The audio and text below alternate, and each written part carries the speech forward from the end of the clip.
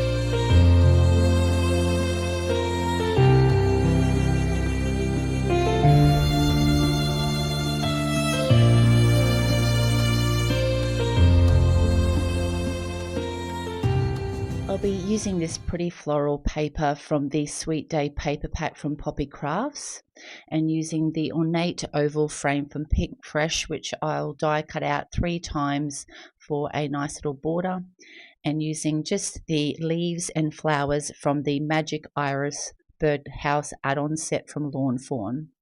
I've grabbed a stitch rectangle die, so I'm going to just cut my pattern paper down to size so I can run that through my die cutting machine. So I've got the perfect rectangle with the stitching. Now I'm going to stack the ornate oval frames, just gluing them together, so I've got a nice bit of dimension to our oval frame. So just adding a small amount of glue all the way around, and to make sure you're lining it up so it's facing the same way. Get that good and press down, and then we'll add the second layer off camera. So I've die cut out the leaves and flowers from the Magic Iris Birdhouse set, and I'm just put my frame there just to work out where I need to attach my leaves, and then obviously then I can attach my flowers on the end once I have those attached down. So just making sure I'm tucking just the ends of those leaves in behind where that oval will sit. Just dabbing off any excess glue to make sure no glue squeezes out from under those leaves. And then we'll add the 2 down the bottom, again just using that as a guide. Now I've just grabbed the florals and just adding a little bit of glue to the end of where that leaf sits, and popping the flowers over the top of that so that they hold down. I will be filling those insides in later on. Now I've already cut and scored a white card base, and I'll have all the measurements in the description box below. So I'm just adding our pattern paper to the front of that, and then we will add our oval frame on top, just covering up where those leaves are. So just adding a small amount of glue to all the areas of the oval frame, and then we'll get that attached down to the front. Again, just making sure we're lining that up so it sits over our leaves, and making sure that it's even top, bottom and both sides. Now, there was a little glue that's seeped out, so I've just grabbed my little craft pick and just cleaning out any excess glue so there's no shininess that comes through once that dries. I'll be using the Lots of Hugs stamp set from MFT for my sentiment, and because my card is quite a muted and light colour, I'm just using the smoky grey ink in my VersaFine to stamp that out. And I've allowed it time to dry and grabbed out a stitch banner die to cut out the sentiment. Now, because obviously the sentiment's quite short, I've cut it to size 1 end.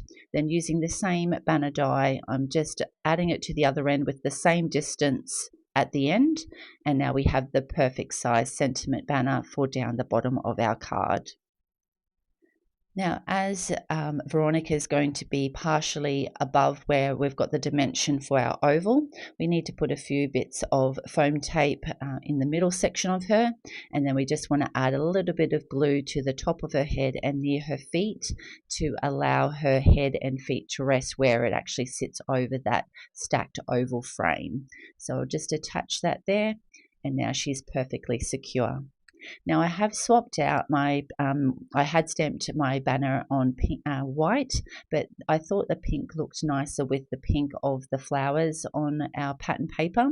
So you'll see that I've swapped our original banner, Big Hug sentiment out from white to this pink one. So with my Nuvo drops, I will have the colour listed in the description box below. I'm just going to fill in the centres of our flowers with some Nuvo drops just to finish those off.